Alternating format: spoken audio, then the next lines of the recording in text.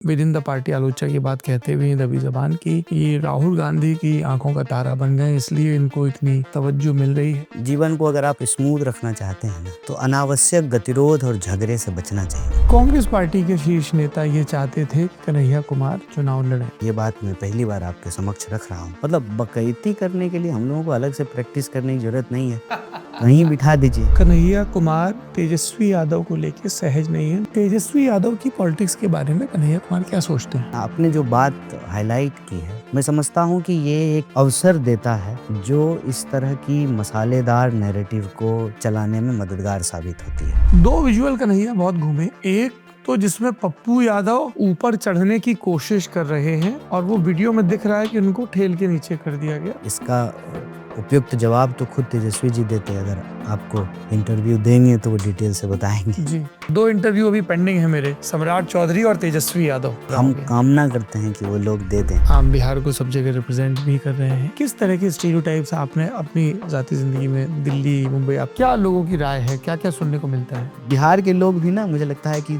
दो भाव में रहते हैं। क्या हो तुम मेरे सामने, ठीक है ना, हम क्या हैं, ये जो दो भाव है ना, इससे ना थोड़ा बाहर आने की जरूरत है। बिहार में अपराधीकरण के बारे में आप क्या सोचते हैं? भाजपा, जेडीयू, राजद, कांग्रेस, सब आप जिक्र करें, सब में आपको ऐसे लोग मिल जाएंगे। एसोसिएशन फॉर डेमोक्रेटिक रिफॉर्म्स की पूरी बाकायदा। ये वही स्टेरियोटाइपिंग का नतीजा है। कुछ तो ऐसे नमूने अपराधी हैं ना, जो हर पार्टी से चुनाव लड़ चुके हैं। राजनीति में एक बहुत बड़ा घोटाला है विनेबिलिटी के नाम पे किसी भी पॉसिबिलिटी को सही ठहरा दिया जाता है। और मैं पार्टी से इतर बिहार की जनता से, एक बिहार का नौजवान होने के नाते अपील करता हूँ कि इसका एक ही उपाय है, सबको हरा दीजिए। कांग्रेस का क्या रुख है बिहार में शराबबंदी पे? एग्जीक्यूशन में ये पूरी तरह से फेल है। जगन्नाथ मिश्र आखिरी कांग्रेसी मुख्यमंत्री रहे यहाँ पे, आपको क्या लगता है क्या गलतियां हुई कांग्रेस से जो बिहार की सत्ता उनके हाथ से ऐसी फिसली कि अब उनको आरजेडी के सामने भी 70 हैं तो 61 हैं, तो 10 में फ्रेंडली फाइट है तो 51 है।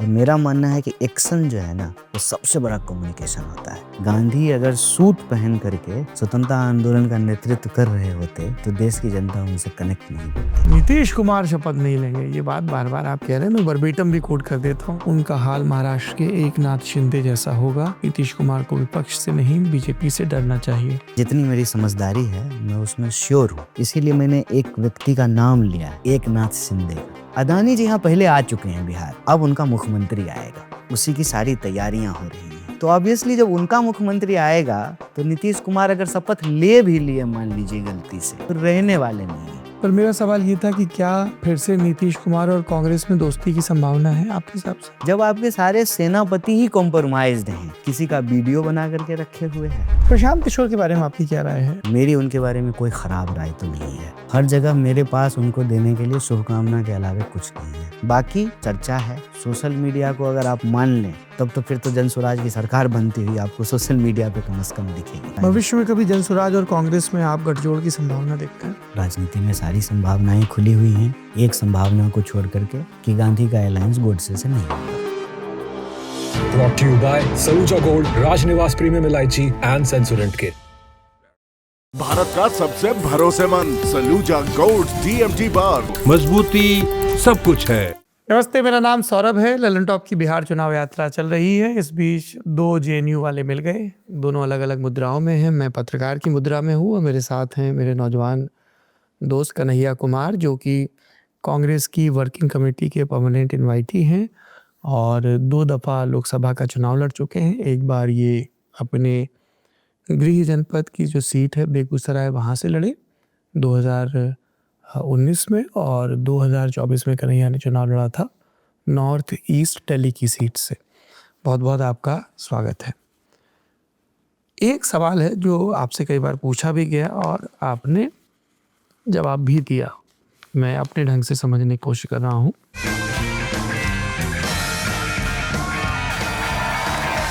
राजनिवास प्रीमियम इलायची, सोच जो करे राज। कन्हैया कुमार जब भारत की संसदीय परंपरा को देखते हैं तो वो जो जिसको लोकप्रिय सदन कहते हैं, लोकसभा, विधानसभा, अपने कंटेक्स्ट में ओवरऑल तो जो जहाँ जाए उसको ज़्यादा मुफीद पाते हैं, या जो विद्वत परिषद जिसको कहा जाता है, राज्यसभा, विधान परिषद, क्योंकि बिहार में भी दोनों है? सबसे पहले तो आपका बहुत स्वागत है बिहार में। बिहार में, जी। पटने में आपका स्वागत है। और आपका कॉलेज हुआ यहाँ से? हमारा ग्रेजुएशन हुआ यहाँ से, किस कॉलेज से? College of commerce Patna. उस अच्छा। वक्त ये मगध यूनिवर्सिटी का हिस्सा था। अब नई यूनिवर्सिटी बनी है, उसी को अलग करके बना दिया गया है, पाटलिपुत्र यूनिवर्सिटी। अच्छा, ये पटना यूनिवर्सिटी से अलग है? पटना यूनिवर्सिटी से अलग, मगध यूनिवर्सिटी गया वाली? गया वाली, बोध गया वाली। हाँ। तो वहीं से हमारा ग्रेजुएशन हुआ है। आज मौका मिलता तो हम लोग वहीं चल के बातचीत करते, हाँ। लेकिन आप अन्य चीज़ों में व्यस्त थे। हम नेता नगरी का शूट और वो सब, और मौसम भी जो ऐसी रिमझिम पतझड़ लगी है। हाँ, हम चुनाव प्रचार में व्यस्त थे, तो जो है यहाँ बातचीत हो रही है। खैर, तो यहाँ हमारी पढ़ाई लिखाई हुई, उसके बाद जहाँ से आप भी पढ़े हैं वहाँ भी पढ़ने के लिए गए। जिस जगह ने हमें बनाया। आपने जो पूछा कि दोनों में किसको मुफीद पाते हैं, एक ना कहावत है, अब इसको दूसरे तरीके से लोग ले सकते हैं, नंगा नहाएगा क्या निचोड़ेगा क्या, और बड़ी ईमानदारी से बात हम आपको कह रहे हैं और आपको कह सकते हैं। जी। जेएनयू में पढ़ते हुए ना आपने कभी सोचा होगा कि आप पत्रकार बनेंगे, वैसे ही ना हमने सोचा था कि हम नेता बनेंगे।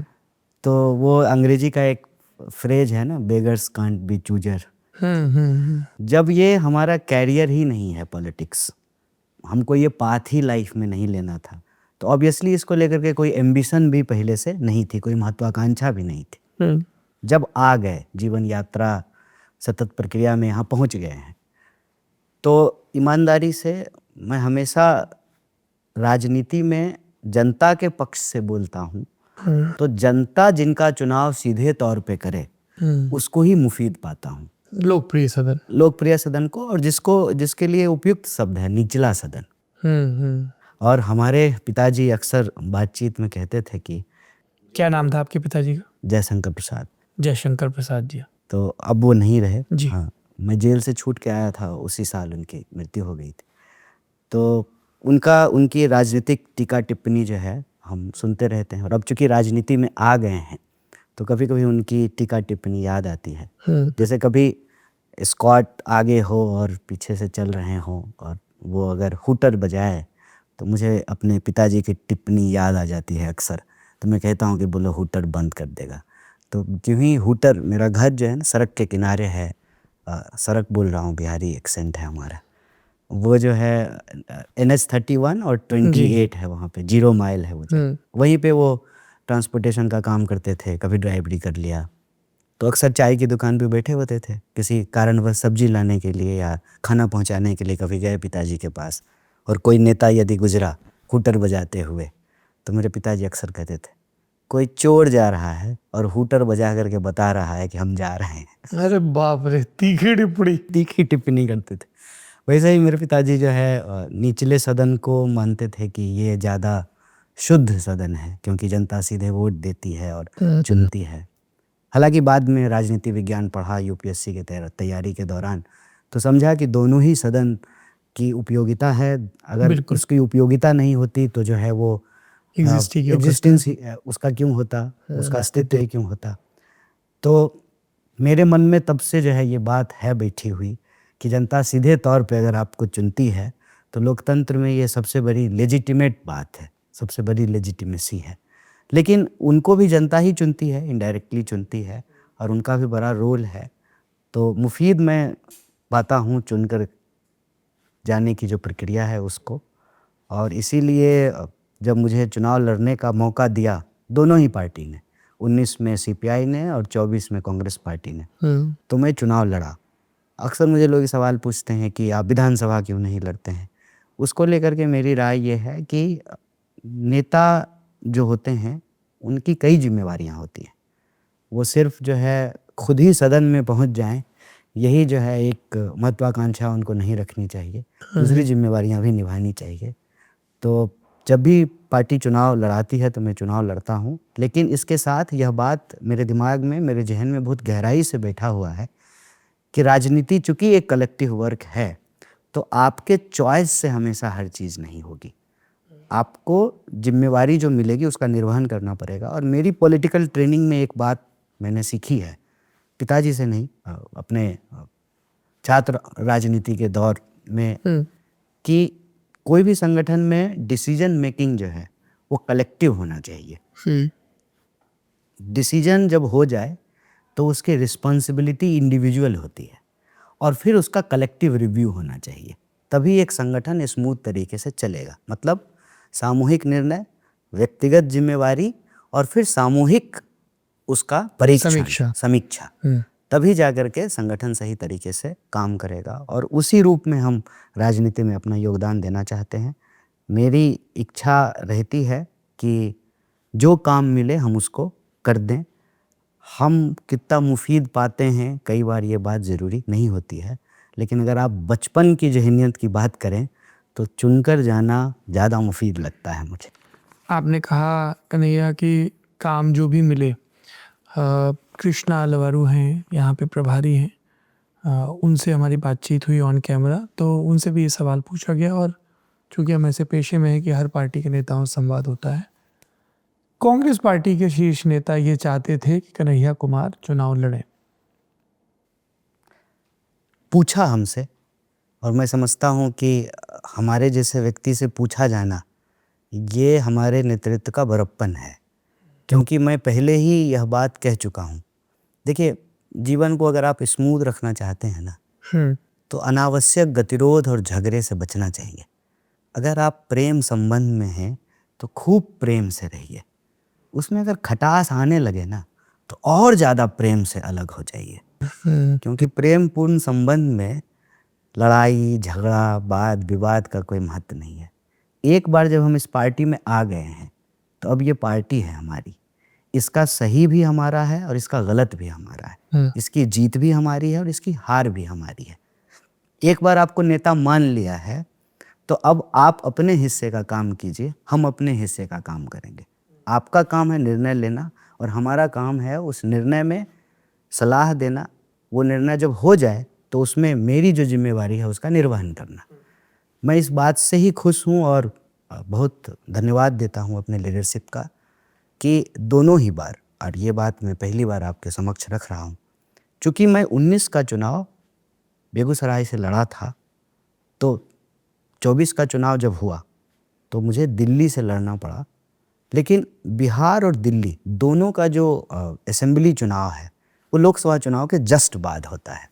आपको याद होगा कुछ दिन पहले जी, फरवरी का में चुनाव वहाँ पे और नवंबर में। तो दिल्ली में भी मुझे विधानसभा चुनाव लड़ने के लिए पूछा गया दिल्ली के नेतृत्व के द्वारा, और बिहार में भी नॉर्थ ईस्ट दिल्ली की किसी सीट से, नॉर्थ ईस्ट दिल्ली, गोकुलपुरी या उस तरह की कोई सीट है।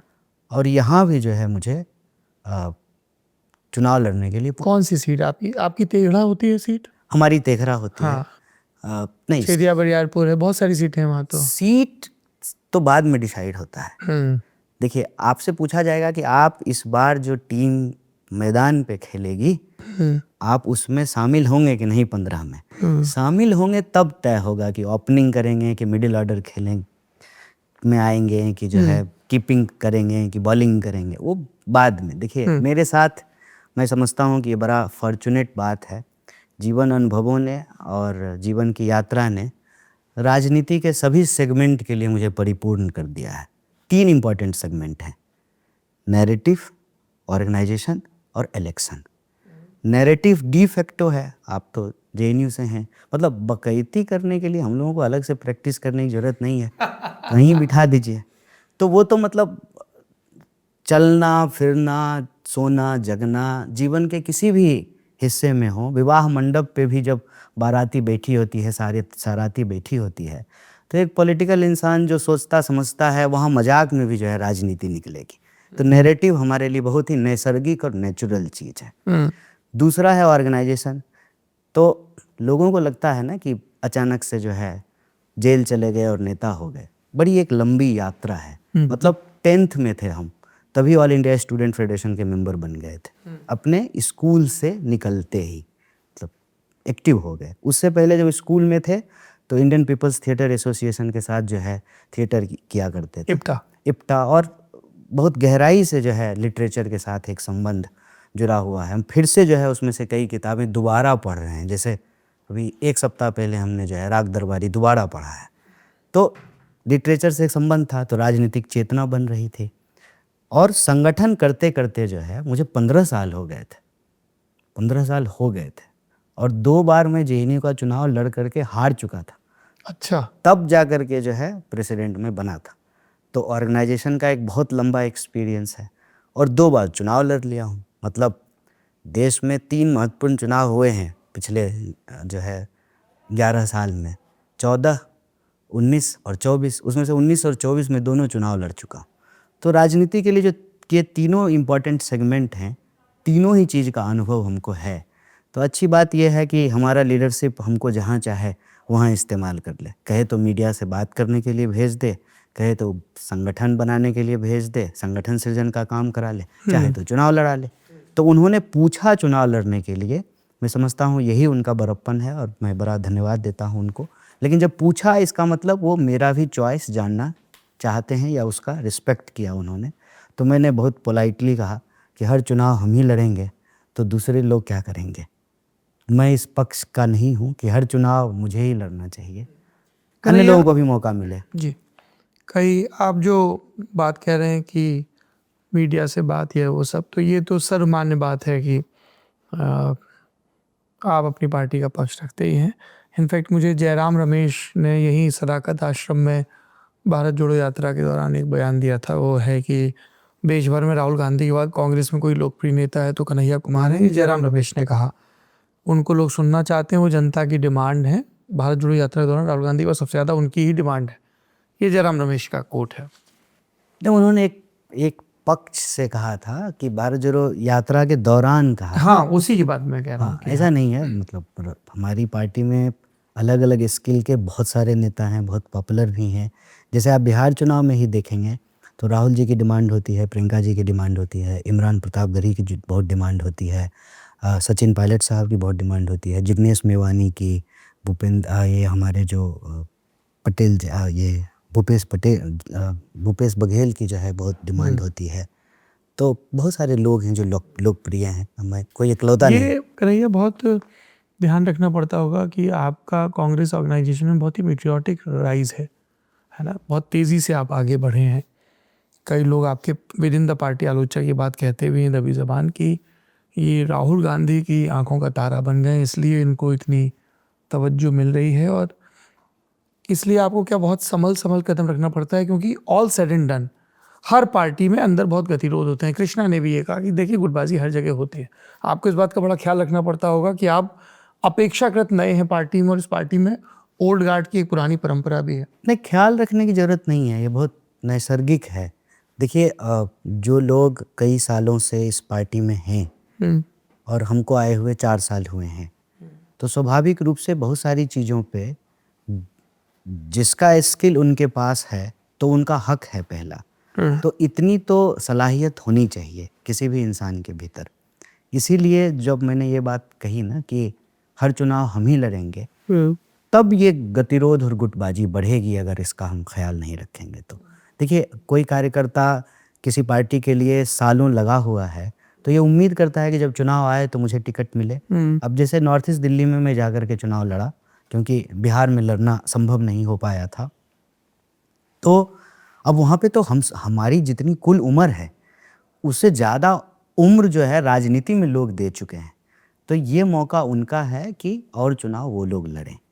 वैसे ही बिहार में भी हम तो 19 का चुनाव लड़े थे, दूसरी पार्टी से लड़े थे, लेकिन जो कांग्रेस संगठन है उसके लोग तो बहुत दिन से लगे हुए हैं ना।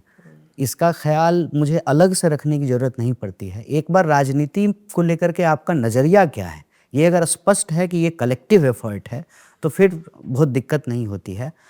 और यही नज़रिया सही भी है और बिल्कुल ख्याल रखना चाहिए। अच्छा, अब नज़रिए की बात कर रहे हैं। कई लोग ये कहते हैं कि कन्हैया कुमार तेजस्वी यादव को लेके सहज नहीं है। दोनों युवा हैं, दोनों बिहार से हैं, दोनों बिहार के पॉलिटिकल फ्यूचर में अपनी जगह तलाश रहे हैं। और चूँकि 2019 में जब आप सीपीआई के टिकट पे चुनाव लड़े थे बेगूसराय से, देश भर के एक्टिविस्ट आपके लिए प्रचार करने आए थे और तब आरजेडी ने भी अपना कैंडिडेट दिया था। तो उस एक चीज़ को आधार बनाया जाता है और फिर उसमें कई चीज़ें जोड़ी जाती हैं। तेजस्वी यादव की पॉलिटिक्स के बारे में कन्हैया कुमार क्या सोचते हैं? एक तो हम लोग जो है एलाइज हैं, हमारा जो है अलायंस है हमारी पार्टी का और उनकी पार्टी का। तो ये गतिरोध और अंतर्विरोध जो है वो नॉन सिग्निफिकेंट है। लेकिन आपने जो बात हाईलाइट की है, मैं समझता हूँ कि ये एक अवसर देता है जो इस तरह की मसालेदार नैरेटिव को चलाने में मददगार साबित होती है। हुआ यूँ कि 19 में हम चुनाव लड़ रहे थे अपनी पार्टी की तरफ से और अलायंस की बातचीत भी चल रही थी। अंततः अलायंस सीपीआई के साथ कल्मिनेट नहीं किया और सीपीआई 19 के चुनाव में महागठबंधन का हिस्सा नहीं नहीं थे। फिर भी जो है चूँकि अब चले गए थे, तैयारी हो गई थी, पार्टी ने फैसला ले लिया था, तो वहाँ से पीछे हटने की गुंजाइश नहीं थी। पार्टी ने कहा कि आप देख लीजिए, आप लड़ेंगे। हमने कहा आप तय कीजिए, आप अगर तय करते हो नहीं हम लोगों को तो लड़ना चाहिए, हमारी परंपरागत सीट है। तो हमने कहा ठीक है, हम लड़ेंगे। हार जीत जो है वो एक पहलू होता है, राजनीतिक संघर्ष में लड़ना इम्पोर्टेंट होता है और हम इसी ख्याल से जो है उस चुनाव में लड़ रहे थे। तनवीर साहब उससे पहले चुनाव लड़ चुके थे उस सीट से और वो सेकंड किए थे। तो 2014 क्लेम में, हाँ। यही था आरजेडी का कि हम सेकंड किए हैं इसलिए हमारी सीट है ये। तो हम चुनाव लड़े और हम सेकंड हुए। 2,70,000 वोट हमको आया था, उनको कुछ 1,90,000 वोट आया था। तो सीट जो नहीं छोड़ी गई ना, वहीं से ये बात चलनी शुरू हो गई। फिर जब हम सेकंड कर गए, हालांकि भाजपा के जो हमारे ट्रोल्स हैं बहुत प्रेम करते हैं मुझसे, तो वो मेरी जमानत जब्त करवाते हैं। मेरी जमानत आज तक जब्त नहीं हुई है कहीं भी। जेएनयू में भी जब हम चुनाव हारे थे तो मात्र 6 वोट से चुनाव हारे थे। अच्छा। इसीलिए जो है नंबर राजनीति में एक पक्ष होता है, सब कुछ नहीं होता है। तो हम वहाँ पे जो है लड़े, सेकंड किए, लेकिन चूँकि अलग अलग लड़ रहे थे हम लोग तो हार का मार्जिन बहुत था और गिरिराज जी जो है वो चुनाव जीते वहाँ से। उसके बाद हम बिहार में एक यात्रा किए, चुनाव हार गए थे तो ठीक है, चुनाव हमने कहा जैसा कि चुनाव लड़ना एक काम है। तो चुनाव लड़ने के बाद फिर बिहार में हमने जनगण मन यात्रा की और जनगण मन यात्रा जब हम शुरू कर रहे थे उसी वक्त ये पूरा सीए एनआरसी का डिबेट देश में शुरू हुआ। स्वाभाविक रूप से जो है उसका रेजोनेंस हुआ उस यात्रा में भी, बड़ा अच्छा रिस्पॉन्स था। बड़ी रैलियां हुई बिहार में बहुत सारी, पटना के गांधी मैदान में भी एक ऐतिहासिक रैली हुई और किसी पॉलिटिकल पार्टी के लिए वैसी रैली करना एक चैलेंज होता है। और हमारे जैसे नौसिखिया कह लीजिए आप, मुख्य धारा की राजनीति में तो कम से कम, मतलब जिसको मेन स्ट्रीम पॉलिटिक्स कहते हैं, एक्टिविज्म का अनुभव था लेकिन मुख्य धारा की राजनीति का, तो हमारे लिए भी वो एक बड़ा उत्साहवर्धक था। फिर चूँकि हम ओपन थे, हम हमेशा से ये बात बोलते रहे हैं कि अगर कहते हैं आप कि आरएसएस बीजेपी एक फांसीवादी शक्ति है, अव्वल तो आप ये मानते नहीं, अगर मानते हैं तो तमाम प्रगतिशील ताकतों को एकजुट होना चाहिए। अब बहुत पहले हम एक आर्टिकल पढ़े थे जॉर्ज दिमित्रियोव का लिखा हुआ कि यूनाइटेड फ्रंट की ज़रूरत क्यों है। यूनाइटेड फ्रंट का मतलब ये होता है कि ये यूनिटी एंड स्ट्रगल के सिद्धांत पे चलता है कि आप प्रगतिशील सवालों पर अपने से विरोधी दलों के साथ भी एक यूनिटी बनाते हैं और वैसे विचार जो सीधे तौर पे जनता को बहुत ज़्यादा प्रभावित करते हों तो उनके साथ आप एक स्ट्रगल भी करते हैं। राष्ट्रीय और अंतर्राष्ट्रीय स्तर पे इसको बहुत आसानी से समझा जा सकता है कि राष्ट्रीय स्तर पे मान लीजिए कि हम अपने से विरोधी जो हमारे दल हैं उनसे लड़ेंगे, लेकिन जब कोई अंतर्राष्ट्रीय सवाल होगा तो हम अपने देश के सभी पॉलिटिकल पार्टी के साथ यूनिटी बनाने की कोशिश करेंगे। वो पॉलिटिकल लाइन मेरे दिमाग में बैठी हुई है और इसीलिए अपने छात्र राजनीति से लेकर के मुख्य धारा की राजनीति में वो मेरे डिसीजन मेकिंग में रिफ्लेक्ट होता है। जब हम चुनाव लड़ रहे और प्रेसिडेंट बने वो भी एक संयोग है। हम बहुत कोशिश कर रहे थे कि अलायंस बन जाए, अलायंस नहीं बना तो फिर लगा कि जब अकेले ही लड़ना है तो फिर जो है प्रेसिडेंट ही लड़ते हैं। वो प्रेसिडेंट लड़े और जीत गए, लेकिन जब जीते तो हम विक्ट्री मार्च नहीं किए, हम यूनिटी मार्च किए थे और सभी दल एबीवीपी को छोड़ करके उनका झंडा मेरे कंधे पे था। सारी लेफ्ट पार्टियों का, एक अम्बेडकराइट ऑर्गेनाइजेशन है बापसा, उसका, सबका झंडा हमारे कंधे पे था, क्योंकि हमको लगा कि या अव्वल तो आप मानिए कि आरएसएस बीजेपी एक फांसीवादी ताकत है तो फिर यूनाइट होइए और छोटा मोटा जो इंटरेस्ट है उसको सेक्रीफाइस कीजिए, बड़े लार्जर इंटरेस्ट के लिए एकजुट होइए। तो जो है 20 में चुनाव होना था, रैली बहुत अच्छी थी, अलायंस की बातचीत शुरू हुई। बातचीत शुरू हुई तो जो है सीपीआई को 6 सीट मिला और बेगूसराय में 3 सीट मिला। और हमारी जो होम कॉन्स्टिट्यूएंसी है वहाँ से सीपीआई के प्रत्याशी बने और जो है वो लगभग 50,000 वोट से जीते और उनकी सिटिंग सीट है हमारी जो तेघरा विधानसभा सीट है। क्या नाम है उनका? राम रतन। राम रतन जी। वहाँ पे 3 सीट लड़े थे, उसमें से 2 सीपीआई जीती, एक पे जो है बछवाड़ा हाँ छोटे मार्जिन से जो है अवधेश जी जो है वो चुनाव हारे थे। तो और महागठबंधन का बहुत अच्छा परफॉर्मेंस रहा। लेकिन फिर कोविड आया 20 के में जो है जनगणमन यात्रा खत्म हुई, उसके कुछ ही दिनों के बाद जो है कोविड आया। कोविड लंबा चला। उस दौरान पहली बार मुझे लगता है कि जेल से आने के बाद बैठने सोचने समझने का जो है एक अवसर मिला। किताब छूट गई थी, रोज़ यात्रा रोज़ दौरा, ये शहर वो शहर। 2018 में हम पीएचडी सबमिट करके कैंपस से बाहर आ चुके थे, मुख्यधारा की राजनीति के भी अनुभव हो चुके थे, चुनाव लड़ लिया था। तो कई कारकों के चलते और राहुल गांधी जी से भी लगातार संवाद हुई और जो है देश भर के एक्टिविस्टों से भी जो है एक विचार का आदान प्रदान हुआ। तो एक परिस्थिति बनी और दिमाग में एक सिंपल सी बात आई कि देखिए प्रेम अपनी जगह पे है, रोमांटिसिज्म भी अपनी जगह पे है, जीवन के कुछ ठोस व्यवहारिक और बुनियादी परिस्थिति होती है जिसका मूल्यांकन और उस मूल्यांकन के आधार पर उन चीज़ों का अपने निर्णय में शामिल करना, जीवन में उसको लागू करना ज़रूरी होता है। इसको हम आसान शब्द में ऐसे बोलते हैं कि टेबल टेनिस के बैट से क्रिकेट नहीं खेला जा सकता है। अगर लड़ाई बड़ी है और हर पार्टी को साथ में आना ही है और उस लड़ाई का जो नेतृत्व राहुल गांधी कर रहे हैं और कांग्रेस पार्टी में जो स्थिति है उनके साथ कदम से कदम मिला करके चलना चाहिए। और ये फैसला जब हम कई सारे साथी मिल करके ले रहे थे तो और भी लोग थे, अब उनका नाम लेना ज़रूरी नहीं है क्योंकि वो अलग पार्टी बना चुके हैं और अलग रास्ते पे चल रहे हैं। तो हम लोग फिर जो है कांग्रेस पार्टी में गए और जब कांग्रेस पार्टी में गए तो कांग्रेस पार्टी ने कोशिश की कि जो है हम बिहार से चुनाव लड़ें, लेकिन बिहार में कोई सीट थी नहीं और बेगूसराय सीट जो है वो सीपीआई को दे दिया गया था क्योंकि सीपीआई अलायंस में था।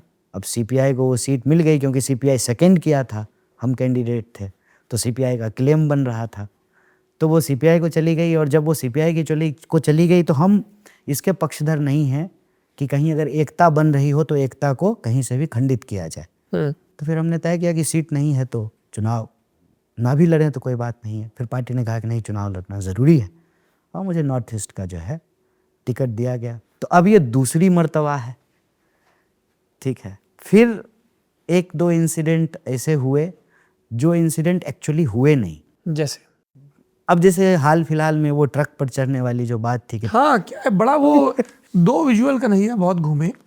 एक तो जिसमें पप्पू यादव ऊपर चढ़ने की कोशिश कर रहे हैं और वो वीडियो में दिख रहा है कि उनको ठेल के नीचे कर दिया गया और उसका पप्पू यादव ने अपने ढंग से पप्पू यादव जवाब दिया। तो पहले तो ये विजुअल चला, फिर कुछ देर बाद चला उसमें 1-2 विंडो जिसको डबल विंडो कहते हैं टीवी की भाषा में, कि कन्हैया कुमार भी ऊपर चढ़ना चाहते थे, गए और बात की और फिर वहाँ से लौट आए। फिर से वही बातचीत शुरू हो गई कि अब everything is not fine between Tejashwi Yadav and Kanhaiya Kumar. क्या हुआ था? आधा सच जो है ना बड़ा खतरनाक होता है। अब हमने आज आपको पूरा सच बताया कि क्या है, कैसे सीट जो है 2019 में नहीं मिली, फिर भी हमारा 20 में ही अलायंस हो गया था। तो तरीके से ये बहस वहीं पे समाप्त हो जानी चाहिए थी। लेकिन फिर 24 आया, फिर से जो है ये बहस को जो है हवा मिलनी शुरू हो गई। तो जब एक बैकग्राउंड बना होता है ना तो उस पे फिर झूठ को और परसेप्शन को फैलाना बहुत आसान हो जाता है। ऐसी बिल्कुल कोई बात नहीं थी, ना मुझे ट्रक पे चढ़ना था ना मुझे ट्रक पे उतारा गया था। वो जो हमारे पार्टी से जुड़े हुए हैं और राहुल जी के टीम के बहुत इंपॉर्टेंट पर्सन हैं जो सिक्योरिटी देखते हैं, मैं उनसे बात कर रहा था। उनकी सिक्योरिटी बैजू देखते हैं, एसपीजी में रहे हैं पहले। हाँ तो होता क्या है ना कि अब हम क्या बात कर रहे हैं वो तो किसी को मालूम नहीं है। आप लोग नीचे थे? हम लोग एक तरह से होस्ट हैं, वो जो कॉर्डन बनाते हैं उसमें थे। हाँ, हम लोग होस्ट ऐसे हैं कि नेता प्रतिपक्ष हैं, कांग्रेस पार्टी का चेहरा हैं, वो कहीं पे जा रहे हैं, तो बतौर पार्टी फंक्शनरी हमारा रोल है कि सब कुछ स्मूथ तरीके से हो जाए, रादर देन कि हमारा चेहरा आगे आ जाए, हम कुर्सी पे बैठ जाएं, हम भाषण देने लगें। वो रोल नहीं है और ये पार्टी का प्रोटोकॉल भी है और हमारी जिम्मेवारी भी है। तो जब भी वो बिहार आएंगे तो वहाँ अगर कोई और काम नहीं है, जैसे अभी वो जब बिहार आ रहे हैं तो वो अपनी रैली कर रहे हैं और हम उसी वक्त कहीं और रैली कर रहे हैं, लेकिन अगर कोई और रैली नहीं है तो हम लोग उनके ही मंच पे उपस्थित होंगे। ट्रक जैसी जो स्थिति होती है उसमें लिमिटेड जगह है, लिमिटेड लोगों को चढ़ना है, बहुत सारी पार्टी है, तो हम लोगों के दिमाग में पहले से एक क्लैरिटी है कि हमको ना वहाँ चढ़ना है, ना हमको वहाँ होना है और ना हम कोशिश कर रहे हैं। मंच जब होता है तब ऐसी स्थिति नहीं होती है। मंच पे नाम लिखा हुआ है, लोग चढ़ते हैं, अपनी अपनी जगह पे जा कर के बैठ जाते हैं। और चूंकि वो मार्च था तो उसका मुख्य उद्देश्य था कि रोड पे चलना है। ट्रक तो इसलिए है कि लीडर रोड पे नहीं चल सकते हैं, लॉजिस्टिकली पॉसिबल नहीं है, सुरक्षा है, लोग हैं, सिक्योरिटी का भी प्रोटोकॉल है, तो बाकी लोग पैदल चले। तो हम भी पैदल चल रहे थे, हमारे सारे प्रभारी पैदल चल रहे थे, हमारे कई सांसद पैदल चल रहे थे। कुछ लोग ट्रक पे जो है मतलब जिनका नाम नहीं था वो लोग भी ट्रक पे चढ़ पाए, लेकिन मुख्य रूप से हर पार्टी से 1 या 2 लोग उस ट्रक पे होने थे और वो सारे लोग थे हमारी पार्टी से। दोनों प्रतिपक्ष के नेता थे, विधानसभा में और विधान परिषद में शकील, हमारे प्रदेश अध्यक्ष थे, राहुल जी थे और हमारे 2 सांसद भी थे, एक राज्यसभा से और एक तो ऑलरेडी कांग्रेस पार्टी से अखिलेश जी थे और मनोज राम जी थे।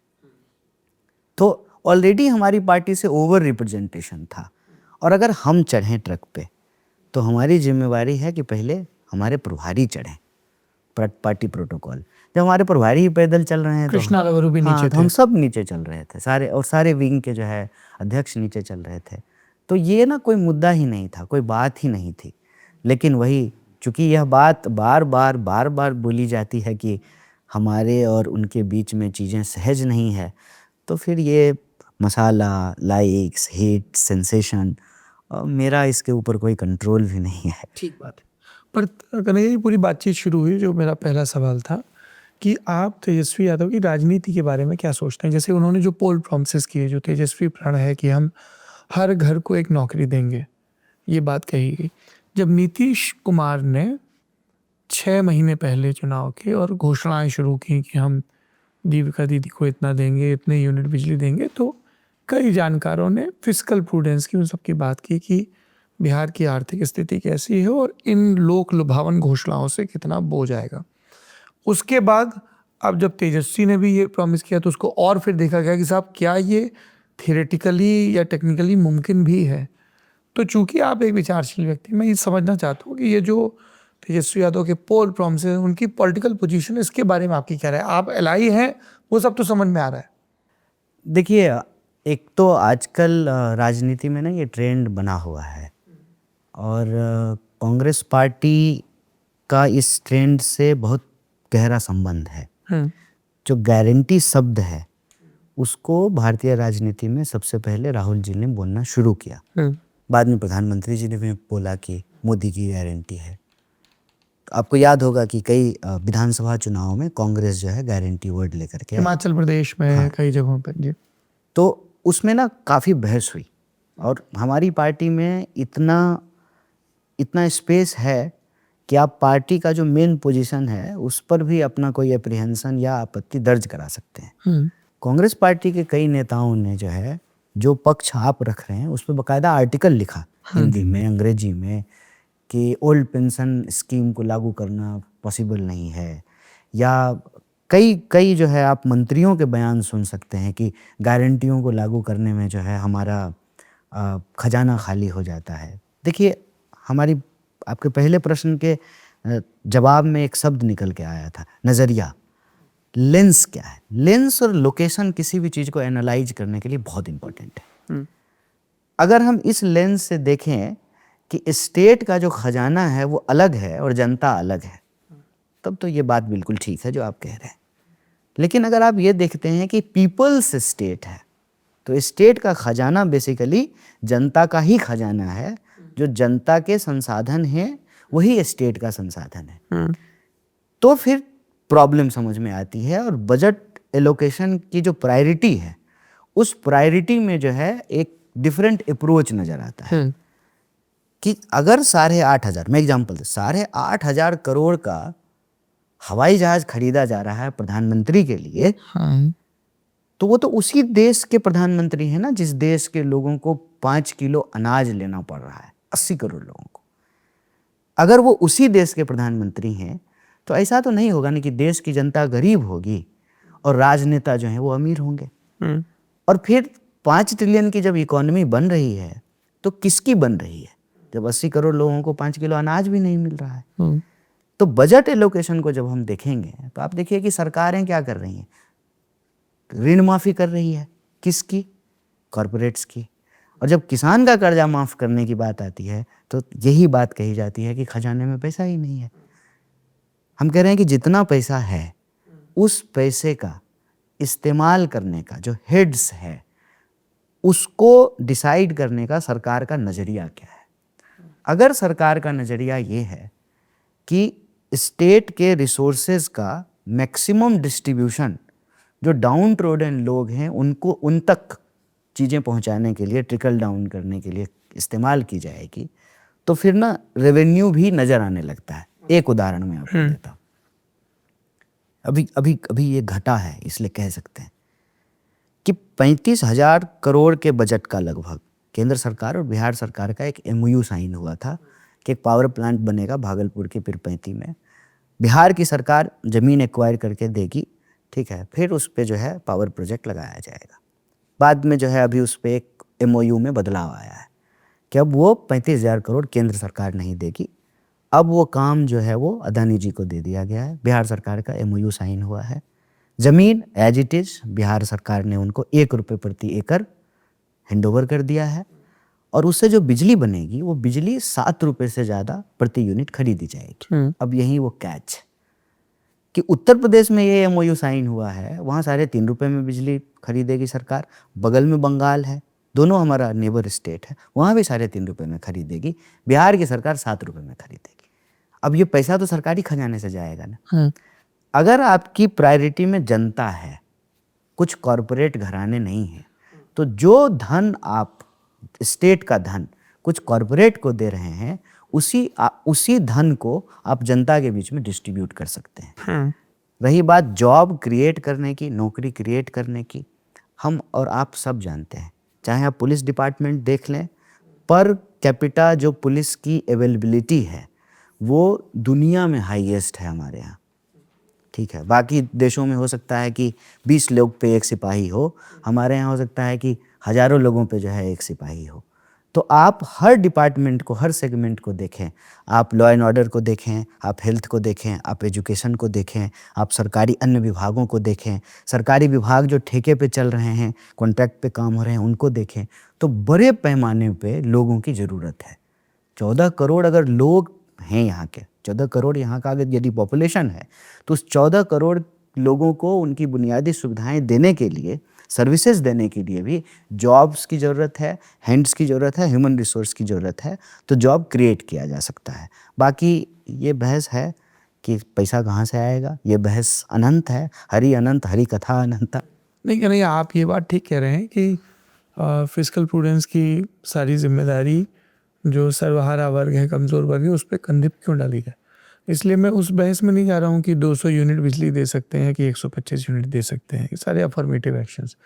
हर घर में नौकरी, जब आप ये कहें कि हम रोज़गार के ऐसे अवसर पैदा करेंगे कि हर घर में कमाने खाने वाले हों, ये एक चीज़ है। जैसे 2020 में तेजस्वी कह रहे थे ना कि 10 लाख नौकरी, तो लोगों ने कहा एक डूएबल चीज़ है कि आप सारा आपने ऑडिट किया। हर घर में सरकारी नौकरी देना मुमकिन है क्या? देखिए, उसमें ना 2-3 बात है। हालांकि इसका उपयुक्त जवाब तो खुद तेजस्वी जी देते हैं, अगर आपको इंटरव्यू देंगे तो वो डिटेल से बताएंगे जी, ठीक है। 2 इंटरव्यू अभी पेंडिंग है मेरे, सम्राट चौधरी और तेजस्वी यादव।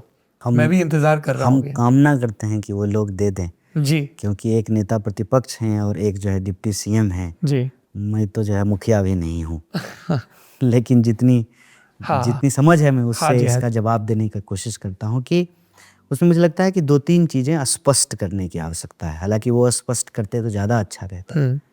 एक तो कितने हाउस होल्ड्स हैं, पहले उसका नंबर पता चले। ऑब्वियसली अभी कास्ट सर्वे हुआ है तो नंबर होगा। दूसरा, उसमें से कुछ हाउस होल्ड होंगे जहाँ ऑलरेडी नौकरी होगी, तो आप उसको वो से हटा देंगे। फिर बचेंगे जो हाउस होल्ड, उसमें भी जो पढ़े लिखे लोग होंगे उन्हीं को नौकरी देंगे ना। दूसरा जो स्पष्ट करने की बात है। और तीसरा, जब हम नौकरी कहते हैं तो बेसिकली काम कह रहे हैं। अगर हम काम कह रहे हैं तो काम देना संभव है। सरकारी नौकरी ठीक है, सरकारी व्यवस्था से चलने वाली जो सिस्टम है। अच्छा, इसको जब मैंने एक जगह, मुझे लगता है आज तक के ही इंटरव्यू पे बोला था, तो बहुत जो है मुझे मीम बना करके मेरा मजाक उड़ाया गया था। हम उसमें कहने की ये कोशिश कर रहे थे कि जो MOU साइन करती है ना सरकार, चूँकि पैसा दे रही है ना सरकार, बजट सरकार का है, तो वहाँ जो जॉब्स हैं, वहाँ जो नौकरियाँ हैं, उसको भी अगर इसमें इंक्लूड किया जाए तो ये नंबर को, आप ये कह रहे हैं कुल जमा रोजगार की उपलब्ध संभावना है। जहाँ भी सरकार की भागीदारी से कुछ चल रहा है। जैसे एक उदाहरण मैं आपको देता हूँ, मेट्रो तो सरकार की भागीदारी से बन रही है ना पटना में, तो उसमें अगर आप लोगों को नौकरी देंगे तो, या जितने डिपार्टमेंट्स हमने आपको नाम गिनाए, अब मान लीजिए कि रोड सड़क निर्माण विभाग है, सड़क परिवहन, ठीक है, अब वो क्या है कि ठेके पे आप काम दे देते हैं, फिर सरकार, पैसा तो सरकार का है लेकिन सरकार का उसमें कोई रोल नहीं होता है। जो सर्विस प्रोवाइडर कंपनियां होती हैं वो प्राइवेट कंपनी होती है, उसमें जो है कोई अफर्मेटिव एक्शन लागू नहीं होता है, सरकार सिर्फ पैसा देती है, सरकार का कोई रोल नहीं होता है। लेकिन सरकार अगर ये डिक्टेट करे कि पैसा हम दे रहे हैं तो हम उसी NGO को पैसा देंगे जो NGO अफर्मेटिव एक्शन को लागू करेगा, ये शर्त तो लगा सकती है ना। जैसे मान लीजिए, एक उदाहरण मैं देता हूँ और आप इसको बखूबी समझ सकते हैं। सरकारी विज्ञापन तो प्राइवेट मीडिया हाउस को भी मिलता है। अगर सरकार ये कहे कि हम उस मीडिया हाउस को सरकारी विज्ञापन देंगे जिसके CEO जो हैं वो पर्टिकुलर कम्युनिटी को रिप्रेजेंटेशन देते हैं या महिलाओं को 30% रखते हैं, ये तो संभव है ना। बिल्कुल। ये बस मैं इसको एक लाइन में कहता हूँ, जहाँ चाह वहाँ राह। अगर सरकार करना चाहे तो सरकार सरकार है, सरकार माई बाप है, सरकार कुछ भी कर सकती है। चाह होना जरूरी है। तो इस पूरे जो गुना भाग है, ठीक है, उसमें एक ही बात है कि आप हमको मौका दीजिए।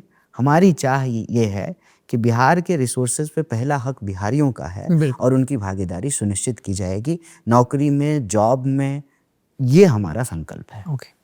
आपने मेट्रो का जिक्र किया तो मुझे ध्यान आ गया कि जब पटना मेट्रो का उद्घाटन हुआ तो उसके बाद एक वीडियो वायरल हुआ जिसमें एक फर्जी क्लेम किया गया कि कुछ गंदगी करते लोग कि देखिए पटना में मेट्रो शुरू। तो बाद में पता चला कि वो यहाँ की थी भी नहीं।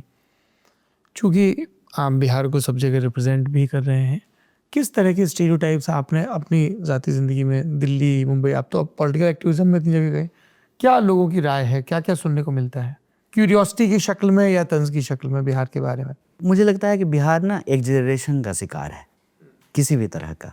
जैसे दोनों तरह का पक्ष मैं आपको बताता हूँ। कोई लोग कहेगा, जब पॉजिटिव बोलेगा आपके सामने तो कहेगा कि बिहारी बड़े ईमानदार होते हैं, बिहारी बड़े मेहनती होते हैं, बिहारी बड़े तेज होते हैं। एग्जरेशन है। या यही कह देगा कि अरे बिहार के लोग पॉलिटिकली एकदम बहुत मैथ्स में बड़े तेज होते हैं। और फिर ये भी कह देना कि अरे वहाँ तो गोली ही चलते रहती है, वहाँ तो। और ना, is it safe to go to Bihar? हाँ, तो ना मुझे लगता है कि अतिरेक का शिकार है ये राज्य।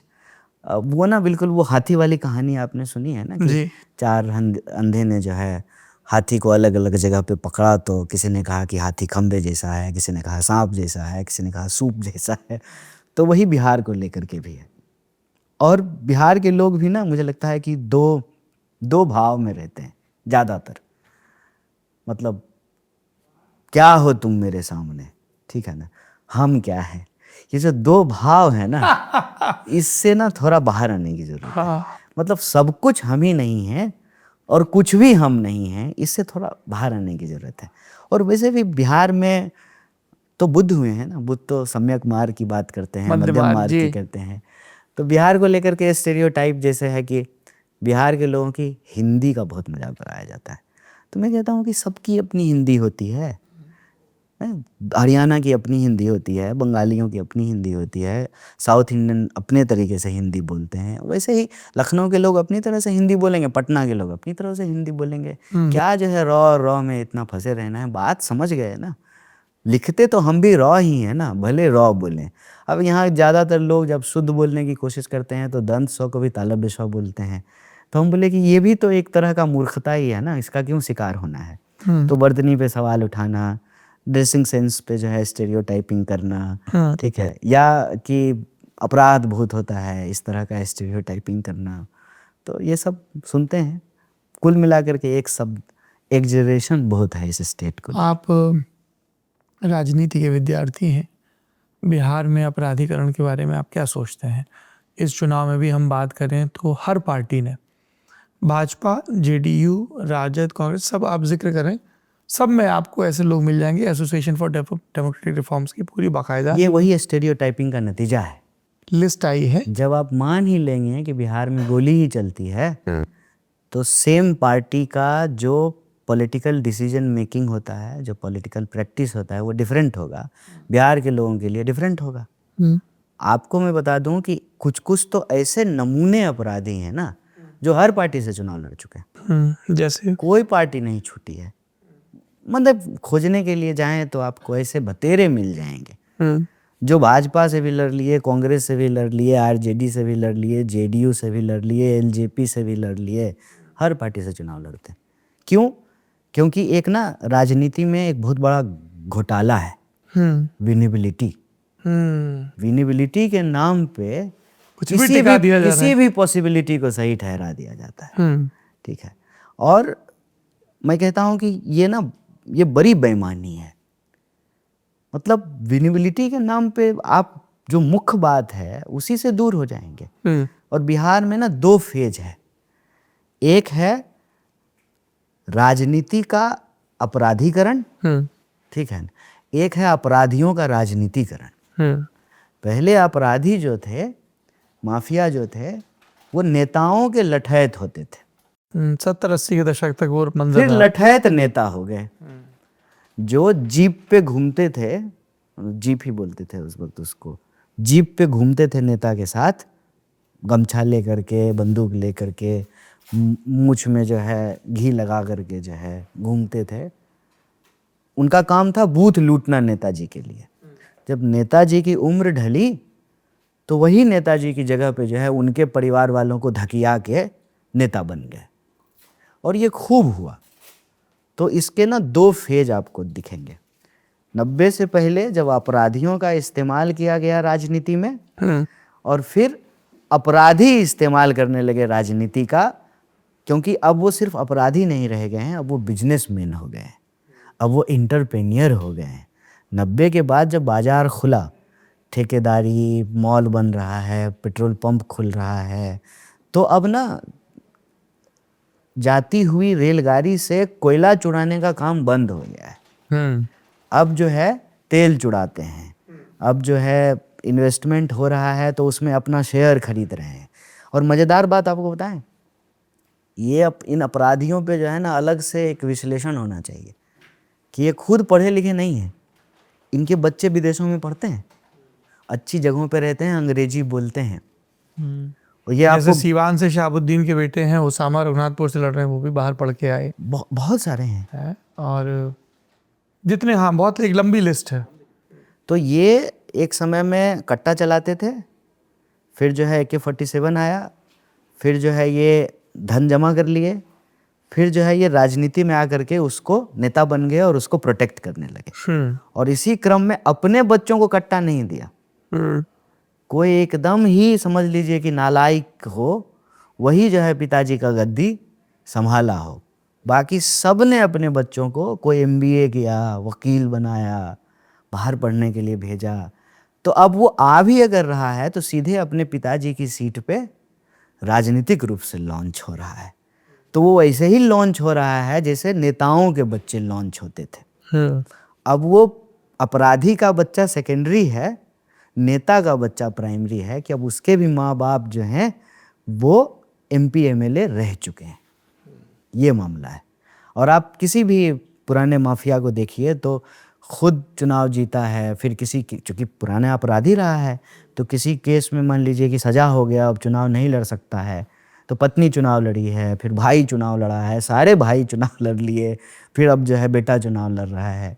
तो ये एक ऐसी बात है जिस पे किसी भी पार्टी के पास, खास करके बिहार को लेकर के कुछ भी कहने का कोई मॉरल राइट नहीं है।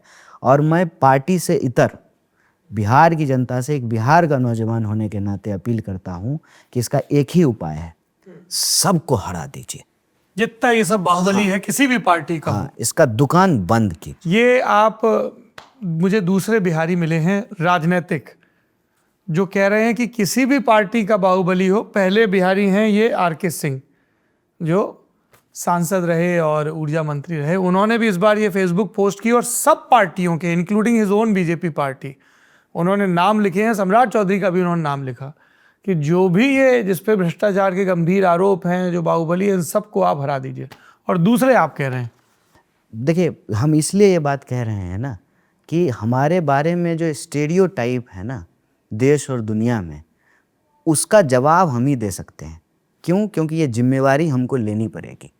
एक हमारा दोस्त आया था, बाहर मध्य प्रदेश से आया था, तो बोला कि अरे भैया बिहार तो बुद्ध की धरती है।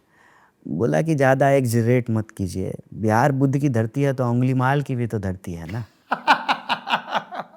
बहुत व्यवहारिक आदमी है मेरा बड़ा भाई, गाय पालता है, मजदूरी करता है। तो हम बोले कि ये जिम्मेवारी ना हमारे ऊपर है। कब तक जो है बुद्ध के नाम पे और गांधी के नाम पे और गुरु नानक देव जी के नाम पे, महावीर के नाम पे, श्री कृष्ण सिंह के नाम पे, या जो पुराने हमारे सारे लीडर हैं, चाहे वो भोला पासवान शास्त्री हों, कर्पूरी ठाकुर हों, कब तक जो है ये बोल करके जो है पाटलिपुत्रा हैं, अशोक हैं, चाणक्य हैं, विगत वैभव का गान, उसका आज का जिम्मेवारी हमको लेना पड़ेगा। भाई क्यों सब कुछ अच्छा है, इतना गौरवशाली है, तो हमको बिहार छोड़ करके बाहर जाना पड़ता है। वो जिल और जज्बा है कि जो है दशरथ मांझी जी छेनी हथौड़ी लेकर के पहाड़ काट के रास्ता बना दिए, बहुत अच्छी बात है, ऐसा जज्बा होना चाहिए। लेकिन सरकार क्या कर रही है? वो स्टेट की विफलता भी है ना। सरकार क्या कर रही है? और मैं आपको बताऊं, इस बार के चुनाव में जो मैं एक चीज महसूस कर रहा हूं, विलंबित निराशा, बिहारियों के मन। कि मुखिया के प्रति गुस्सा है, एमएलए के प्रति गुस्सा है, सरकार क्या होता है और हमारा नागरिक बोध क्या है, उस बोध को ही मारा जा रहा है। और इसको मैं इस रूप से कहता हूं कि कितना संघर्ष करके हम प्रजा से नागरिक हुए और नागरिक से हमको नंबर बनाया जा रहा है, सब्जेक्ट से सिटीजन और सिटीजन से हमको नंबर में रिड्यूस किया जा रहा है। 14 करोड़ हमारा पॉपुलेशन है। कब तक जो है इस बात पे जो है हम सिर्फ खुश होते रहें कि सबसे ज़्यादा यूपीएससी हमारे यहाँ से होता है? अच्छी बात है, गौरव की बात है, लेकिन हमारे यहाँ से सबसे ज़्यादा लोग जो है ना झोला ले करके बाहर जा करके काम करने के लिए जा रहे हैं। पंजाब से तो कोई नहीं आ रहा है हमारे खेत में धान काटने के लिए, हमको जाना पड़ रहा है।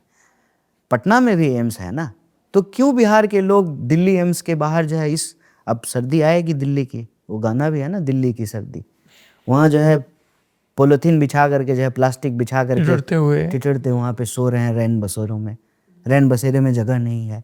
तो इसकी जिम्मेवारी भी तो लेनी पड़ेगी। और उसका यही निदान निकलता है कि जो स्टेरियोटाइपिंग है उसको तोड़ने का काम हमारा है, हमको वो जिम्मेवारी लेनी पड़ेगी। और उस काम को सिर्फ और सिर्फ जनता कर सकती है कि अगर आप अपराधियों से परेशान हैं तो 5 साल में आपको एक मौका मिलता है कि आप इनको हरा दीजिए, राजनीति का ट्रेंड बदल जाएगा। फिर हर पार्टी के जो शीर्षस्थ नेता हैं, जब वो टिकट देने के लिए जाएं तो वो 2 बार सोचे कि कहीं जनता हरा न दे, दागी को टिकट दे रहे हैं विनिबिलिटी के नाम पे कि दागी ही चुनाव जीतेगा। तो चुनाव जीतने से मतलब है, बहुमत लाने से मतलब है, नंबर से मतलब है, इसीलिए हर पार्टी देती है दागियों को टिकट। बिल्कुल, आप ये बोल रहे हैं, आप बेगूसराय के हैं, नदी पार करिए इधर मुकामा, एक तरफ अनंत सिंह, दूसरी तरफ सूरजभान सिंह का परिवार, तीसरी तरफ जो कैंडिडेट जनसुराज से उनके भी पीछे दुलार चंद खड़े थे तो उनकी गोली मार के हत्या कर दी गई। तो ये वही है कि विकल्प में भी वही सब दिख रहे हैं। और ये कितनी ही सीटों पे आप मतलब बदलते जाइए और हद नहीं, गुंडों का राज है बिहार में। हाँ, आप कहीं चले जाइए, इस पे बोला नहीं जा रहा है। हर बार जंगल राज बोल करके उसके पीछे मौजूदा सरकार छुप जाती है। आप एनसीआरबी का डेटा उठा के देखिए, हर तरह के अपराध में बढ़ोतरी हुई है, हर तरह की। और कोई ऐसा डिपार्टमेंट नहीं है जहां माफियागिरी नहीं चल रही है। शराब बंद है ना बिहार में, कागजों पर तो है। और आपको जो है थाने से होम डिलीवरी होगा, बिना थाने के वो परमिशन तो के शराब absolute failure नहीं, है। शराब नहीं उतर सकती है। उस थाने की मिलीभगत से ही शराब आती है दूसरे राज्यों से, और ट्रकों में आता है, और फिर उसका अपना अपना एरिया है, उसको लेकर के गैंगवार होता है, उसको लेकर के हत्याएं होती हैं। और जो एकदम 14-15 साल का नौजवान है, वो शराब बेचने के कांग्रेस इस का क्या काम में रुख है बिहार में शराबबंदी पे? देखिए, हटा देंगे? शराबबंदी अगर आप करना चाहते हैं, उसका जो लॉजिक है नीतीश जी का, वो एक हद तक ठीक है, महिलाओं के खिलाफ अपराध। बिल्कुल। वो घरेलू झगड़े का एक बहुत बड़ा कारण है, वो एक हद तक ठीक है। लेकिन आप कोई पॉलिसी के एग्जीक्यूशन से ही उसकी सफलता विफलता को देखेंगे ना। एग्जीक्यूशन में ये पूरी तरह से फेल है। तो आपके आप हिसाब से हटा देना चाहिए शराबबंदी? नहीं, इस पे एक पब्लिक कंसेंसस होना चाहिए, विमर्श होना चाहिए। ठीक है, पब्लिक कंसेंसस होना चाहिए। और ये बात हम मतलब उस समय भी बोले थे, 2016 में भी ये बात हम बोले थे। जब हम बिहार आए थे, हमको ये सवाल पूछा गया था, तो ये सवाल हम 2016 में भी बोले थे कि देखिए, रेवेन्यू का नुकसान होगा, लेकिन रेवेन्यू ऐसा तो है नहीं कि उससे जनरेट नहीं हो रहा है। वो जो माफिया हैं, वो रेवेन्यू उससे जनरेट कर रहे हैं, और वो कुछ नेताओं को पहुंचा रहे हैं, कुछ नौकरशाह उससे पैसे कमा रहे हैं। तो या तो सरकार एक फार्मूला कर सकती है कि इसको रेगुलेट करके लागू करे, या तो अगर इसको हटा दी है तो फिर ये पूरी तरह से इसका प्रोहिबिशन हो। ये तो ऐसा हो गया है कि मिल भी रहा है, बिक भी रहा है, लोग पैसा भी कमा रहे हैं, और जो है पीठ भी थपथपाई जा रही है कि मेरा बंद है। यूनिवर्सिटी में एक स्टूडेंट मिली, उसने यही कहा, अच्छे ब्रांड मिल नहीं रहे हैं, महंगी भी मिल रही है। वो it was so funny and ironic at the same time. एक आयरनी और है जिसकी तरफ हमारी टीम ने ध्यान दिलाया। मुझे ये बात कतई ना समझ में आती ना स्वीकार है मुझे कि कोई भी व्यक्ति मंदिर में जाए और फिर वो मंदिर से निकले तो मंदिर को धोया जाए। आप 27 मार्च 2025 को अपनी यात्रा के दौरान थे, रोज़गार वाली जो आपकी पलायन रोको और रोज़गार दो नौकरी दो यात्रा। सहरसा ज़िले का बनगांव था, वहाँ आप एक मंदिर में गए और जब आप दर्शन करके निकले तो वहाँ से मंदिर को धोया गया। क्या हुआ था वहाँ पे? अव्वल तो हम जिस जगह को धोया गया ना, वो मंदिर नहीं था। वो मंदिर के प्रांगण में ही एक मंच नुमा जगह थी, चबूतरा। हाँ, जहाँ से हमने भाषण दिया था। मंदिर उसके बगल में था, तो उसी का वीडियो बना करके धोते हुए। और ये ना मेरे साथ पिछले मतलब 9 साल से तो हो ही रहा है कि किसी मूर्ति के ऊपर, किसी महानुभाव की मूर्ति के ऊपर भी माल्यार्पण कर दें तो उसको भी धोने के लिए कोई पहुंच जाए। हमारी सभा हो तो जो है उस मंच को या उस फील्ड को जो है गंगा जल छिड़कने के लिए पहुंच जाते। मुझे लगता है ना कि इसमें 2 चीज़ है। एक तो मानसिकता है, ये जो ऊंच नीच वाली मानसिकता है। दूसरा ये है ना कि चर्चा में आना है। ये भी एक बात है जो, इसीलिए ना मैं इसको तवज्जो नहीं देता हूँ। अब ना इसको मैं रिएक्ट करूँ तो फिर उसका काम हो गया। ये बिल्कुल बुद्धिस्ट तरीका है। आप मुझे गाली दीजिए, मैं लूँगा ही नहीं, तो आपका उपहार मैंने स्वीकार ही नहीं, वो आप ही के पास रह गया। तो धीरे धीरे इसमें ना बहुत कमी आ गई। देखा कि ये तो रिएक्ट ही नहीं करता है, रिस्पॉन्स ही नहीं मिल रहा है। कम से कम एक दिन तो ट्विटर पे ट्रेंड करें, थोड़ा चेहरा आए, ठीक है। और फिर उससे क्या होगा कि लोकल एमएलए खुश हो जाए, अरे लड़का हमारा देखिए एकदम नाम कमा के आया है, पट्टा है हमारा, ये समझ रहे हैं। हमने वो मौका ही नहीं दिया, धीरे धीरे बंद हो गया। लेकिन मानसिकता वाली बात जो है ना, वो ज़्यादा खतरनाक है कि आप मतलब अपने शरीर को भी ना ऊंच नीच के नज़रिए से देखते हैं। मेरी एक बार एक बहस हुई थी अपने एक एबीवीपी के दोस्त के साथ, ठीक है। वो बहस करने लगा कि नहीं, कोई भी जो सिंबल होता है उसको शरीर के ऊपरी हिस्से पे ही होना चाहिए। टोपी पे मान लीजिए कि कुछ आप सिंबल रखिए, लेकिन वो आपकी पतलून पे नहीं हो सकती है। तो हमने कहा कि जो इंसान अपने शरीर को ही ऊंच नीच से देखता है, हाइजीन से नहीं देखता है, जो किसी महिला के सिगरेट पीने को स्वास्थ्य के नज़रिए से नहीं देखता है, नैतिकता के नज़रिए से देखता है, तो उसकी मानसिकता ही ऊंच नीच की है। तो वो क्या करेगा ना, उसको बस बहाना चाहिए, किसी की जाति निकाल करके, किसी का विचार निकाल करके, किसी का धर्म निकाल करके वो अपने ऊंच नीच को प्रैक्टिस करता है। तो वहाँ पे वही जहाँ पे हमारा भाषण हुआ था, वो जो मंच था, उस मंच को जो है उन्होंने धोया, इस उम्मीद से धोया कि लोकल एमएलए जो है वो खुश होंगे, प्रधानी का टिकट मिल जाएगा, थोड़ा हम भी उस पर अगर रिएक्ट कर देंगे तो मीडिया हमारा भी बाइट ले लेगा। मैं ऐसा सौभाग्य उनको नहीं देता हूँ। कुछ कर्म करो, पराक्रम करो, सस्ती लोकप्रियता का मीन्स मैं तो नहीं बनने वाला हूँ। इंटरेस्टिंग। अभी सारी पार्टियां सब प्रचार कर रहे हैं और अलग अलग जगहों पे जा रहे हैं। इन सब के बीच इतिहास का बड़ा जिक्र हो रहा है, इतिहास की दुहाई दी जा रही है। आप बेगूसराय से आते हैं तो जिक्र होता है श्री कृष्ण बाबू का, जो पहले मुख्यमंत्री थे और सबसे ज़्यादा लंबी अवधि तक रहे, नीतीश बाबू के पहले। और उसके भी पहले सहजानंद सरस्वती का जिक्र आता है। दोनों की पॉलिटिक्स को लेकर ये भी बात कही जाती है कि एक तरफ सहजानंद जी जहाँ गरीब किसानों को, और जिसमें भूमिहार किसानों की भी बड़ी संख्या थी, उनको संगठित कर रहे थे, एक स्वरूप दे रहे थे। श्री कृष्ण बाबू एक पॉलिटिकल क्लास को रिप्रेजेंट कर रहे थे जिसमें एलीट को भी, जमींदारों को भी एकोमोडेट कर दिया गया।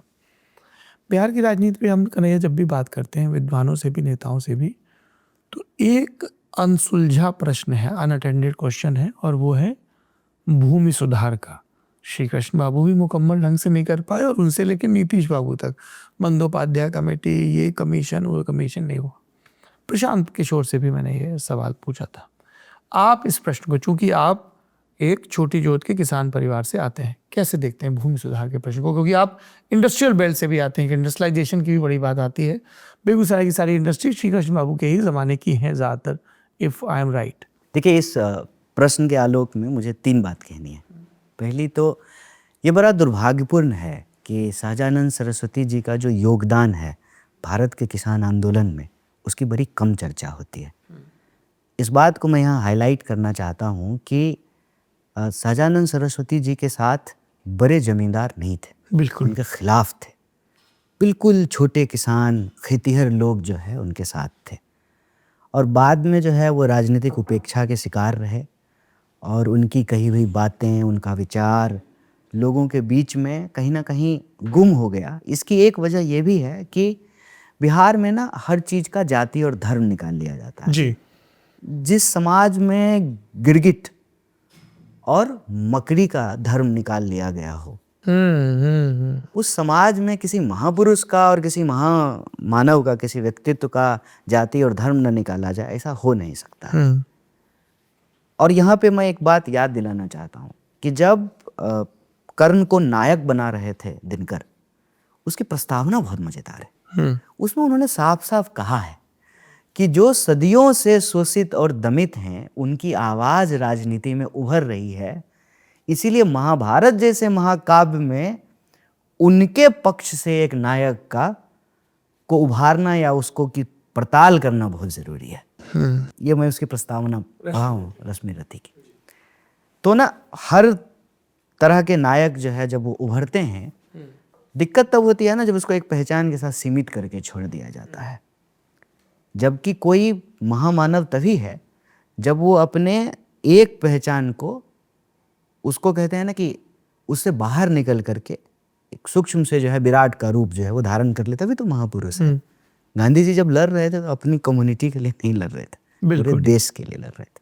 वैसे ही सहजानंद सरस्वती जी पोंगा पंथ के खिलाफ ही लड़ रहे थे, पाखंड के खिलाफ ही लड़ रहे थे, धार्मिक रूढ़िवादिता के खिलाफ लड़ रहे थे, समानता के लिए जब वो लड़ रहे थे तो फिर सबकी समानता के लिए लड़ रहे थे, और छोटे किसान जो है उनके साथ थे। और उस वक्त जो है लोग चाहते थे कि भूमि सुधार बिहार में भी हो। लेकिन आप जानते हैं कि जो सत्ता का स्वरूप होता है उसमें कुछ ऐसे लोग होते हैं जो सत्ता बदलती जाती है, उनका स्थान बदलता जाता है, लेकिन उनका जो विरासत है, उनकी जो संपत्ति है, उनका जो संसाधन है, वो एज इट इज रहता है।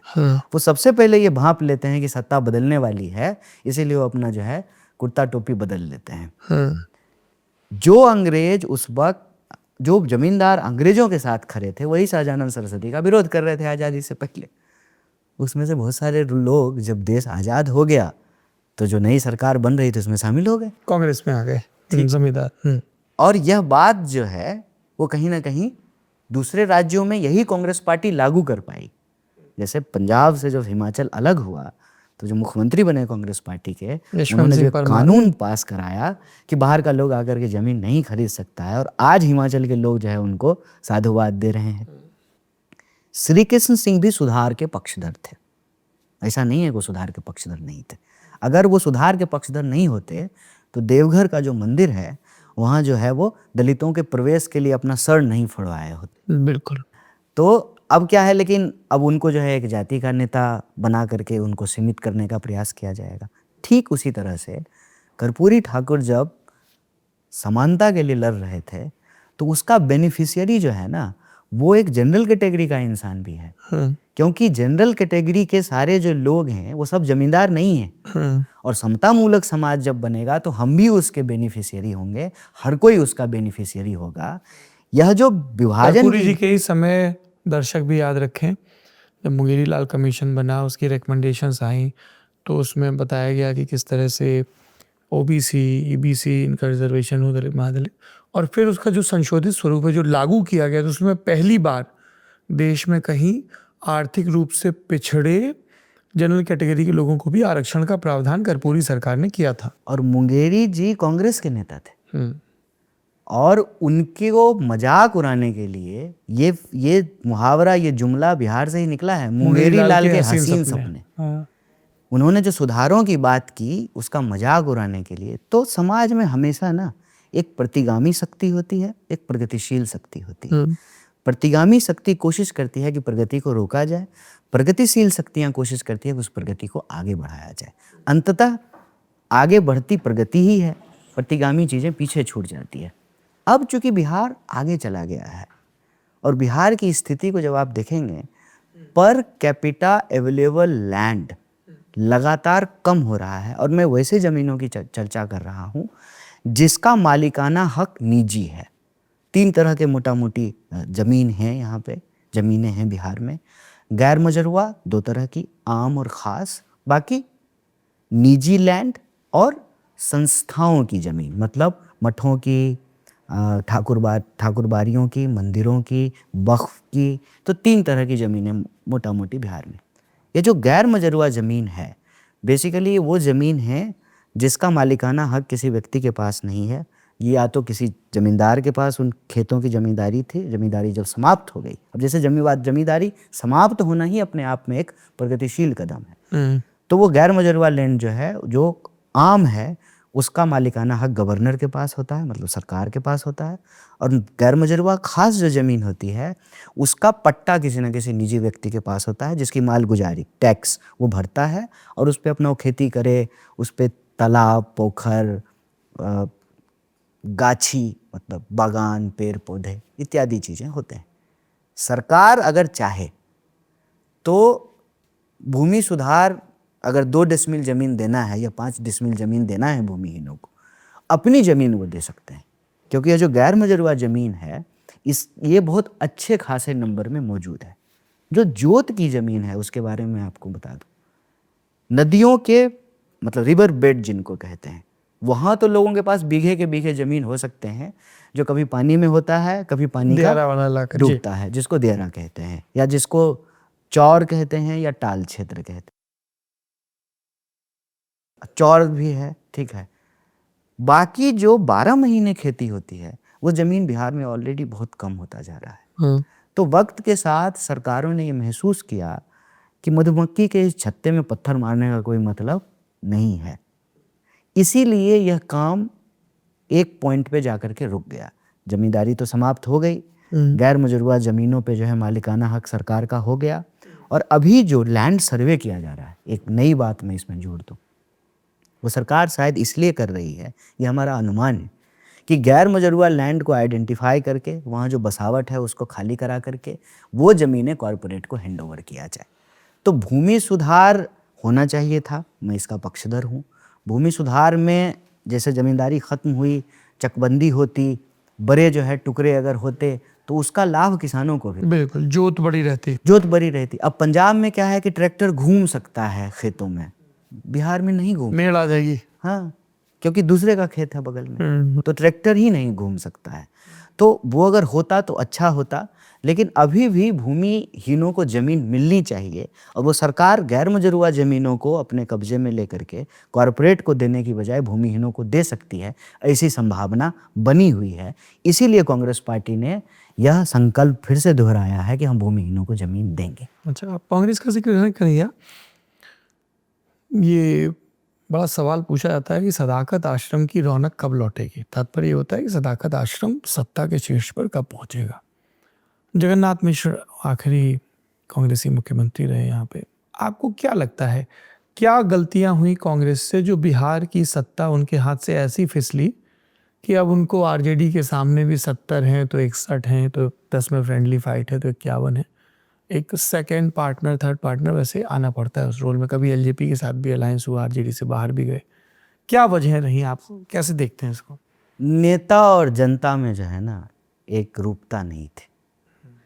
नेता और जनता में एक रूपता होना जरूरी है। गांधी अगर सूट पहन करके स्वतंत्रता आंदोलन का नेतृत्व कर रहे होते तो देश की जनता उनसे कनेक्ट नहीं करती। और मेरा मानना है कि एक्शन जो है ना वो सबसे बड़ा कम्युनिकेशन होता है। अगर हम समझते हैं कि लच्छेदार बातें करना, भाषण देना, इससे जनता जुड़ती है, तो ये बहुत बड़ा भ्रम है हमारा। जनता नेता के कर्मों से जुड़ती है, काम से जुड़ती है। कांग्रेस पार्टी जो नीतियां बना रही थी वो तो जनमुखी थी, लेकिन उन नीति को लागू करने की जिम्मेवारी जिनके ऊपर थी, उनके ऊपर शोषित मासेस का भरोसा नहीं था, शोषित जनता का भरोसा नहीं था। मतलब प्रतिनिधित्व के सवाल को सचेतन एड्रेस करने के बावजूद जिस हद तक किया जाना चाहिए उस हद तक नहीं किया गया। कहने का मतलब कि नोकिया आप कितना भी लेटेस्ट ले लिए, वो स्मार्टफोन नहीं हो पाया। और जब स्मार्टफोन आया तो नोकिया चला गया। समय के साथ चीज़ों को हम, अगर हमारा दावा है कि हम प्रगतिशील शक्ति हैं, तो वो हमारे एक्शन में परिलक्षित होना चाहिए। जिस तरह से हिंदी पट्टी की राजनीति बदल रही थी, उस तरीके से कांग्रेस के नेतृत्व में जितना परिवर्तन होना चाहिए वो परिवर्तन नहीं हुआ। बाकी अन्य लोगों को मुख्यमंत्री का पद मिल भी गया, ठीक है ना, तो उस पर गुटबाजी हावी रही। जैसे बोला पासवान शास्त्री जी, बहुत सारे ये अपने आप में बड़ी एक शानदार बात होती है कि आपके पास मुंगेरी लाल जैसे लीडर थे, भोला पासवान शास्त्री जैसे लीडर थे, आपके पास दरोगा प्रसाद राय थे। मतलब कोई ऐसी कम्युनिटी नहीं है जिससे चीफ मिनिस्टर कांग्रेस पार्टी ने नहीं बनाया। भूमिहार, राजपूत, ब्राह्मण, कायस्थ, केबी साहब, ठीक है, उसके बाद यादव, आपको जो है ईबीसी कम्युनिटी से, दलित कम्युनिटी से, मुसलमान, सब चीफ मिनिस्टर गफूर साहब रहे। लेकिन जब तक वो अपना कार्यकाल नहीं पूरा करते, जब इम्पैक्ट नहीं आता। हाँ, वो परसाई जी की कहानी आप भी पढ़े हैं ना, भेड़ और भेड़िया जी। तो ऐसा कैसे होगा कि भेड़ों का नेतृत्व भेड़िए करेंगे। बहुत अच्छा वो व्यंग है। तो देखिए, जनता सिर्फ भाषण से नहीं, लीडर के एक्शन से कनेक्ट करती है। हम चाहेंगे कि जो है हम शोषितों की बात बोल करके, शोषितों की भाषा बोल करके जनता के साथ कनेक्ट एस्टेब्लिश कर लें, तो एक बार दो बार अल्टीमेटली लोग अपना प्रतिनिधित्व चाहता है, अपना नेतृत्व चाहता है, अपना नायक चाहता है। घड़ी में रात के 2:38 बज गए हैं, है ना, तो मैं अब आखिरी चरण में कुछ नेताओं पे आपकी टिप्पणियां चाहता हूँ, then we'll wrap it up. आप अपने भाषणों में अक्सर कह रहे हैं कि ये कोई भी जीते नीतीश कुमार शपथ नहीं लेंगे। ये बात बार बार आप कह रहे हैं, मैं वर्बेटम भी कोट कर देता हूँ क्योंकि इंटरव्यू में दाएं बाएं नहीं होना चाहिए। आपने कहा कि जेडी को बीजेपी खत्म कर रही है और गलती से एनडीए को बहुमत मिल भी गया तो नीतीश कुमार मुख्यमंत्री नहीं बनेंगे। उनका हाल महाराष्ट्र के एकनाथ शिंदे जैसा होगा। नीतीश कुमार को विपक्ष से नहीं बीजेपी से डरना चाहिए। क्या कन्हैया कुमार को इस बात की कोई संभावना लगती है भविष्य में कि नीतीश कुमार और कांग्रेस एक साथ आ जाए? संभावना नहीं, मैं जितनी मेरी समझदारी है मैं उसमें श्योर हूँ। और ये बात मैं श्योर किस बात पे है कि नीतीश जी और जेडीयू इस प्रदेश को अब नेतृत्व नहीं देंगे। इसीलिए मैंने एक व्यक्ति का नाम लिया है, एक जो है ना सिनोनिम की तरह, एकनाथ शिंदे का। एकनाथ शिंदे के पास जब 30 एमएलए था तब तो वो चीफ मिनिस्टर थे। जब 50 से ज़्यादा एमएलए हो गया तो वो चीफ मिनिस्टर नहीं रहे और ख़त्म भी नहीं हुए हैं भी। झंडा भी है, बाला साहब ठाकरे जी का फोटो भी है और तीर कमान भी है उनके पास, लेकिन वो उस स्थिति में नहीं है। फडणवीस जी हैं, अदानी जी हैं, धारावी की जो है ज़मीनें अब अदानी जी के पास है। किसी ज़माने में कहा जाता था कि मुंबई के ज़मींदार कौन हैं, तो मुंबई के ज़मींदार हैं मछुआरे, मुंबई के ज़मींदार हैं पारसी, गोदरेज का नाम लिया जाता है। अब मुंबई के ज़मींदार कौन है? अब मुंबई के ज़मींदार हैं अदानी। मतलब अंबानी भी नहीं बन पाए मुंबई के ज़मींदार। घर बनाने के लिए जो है ना, कोठी बनाने के लिए अच्छी जगह नहीं मिली, वो खंबे जैसा घर खड़ा है वहाँ उनका। तो अब ज़मींदार कौन है? अब ज़मींदार हैं अदानी। और अदानी मुंबई में आपको दिखेंगे हर जगह। और अदानी की कृपा कह लीजिए, अदानी जी का सहयोग कह लीजिए, उसी से जो है मुख्यमंत्री जी वहाँ पे स्थापित है। अदानी जी यहाँ पहले आ चुके हैं बिहार, अब उनका मुख्यमंत्री आएगा, उसी की सारी तैयारियां हो रही हैं। तो ऑब्वियसली जब उनका मुख्यमंत्री आएगा तो नीतीश कुमार अगर शपथ ले भी लिए मान लीजिए गलती से, तो रहने वाले नहीं है।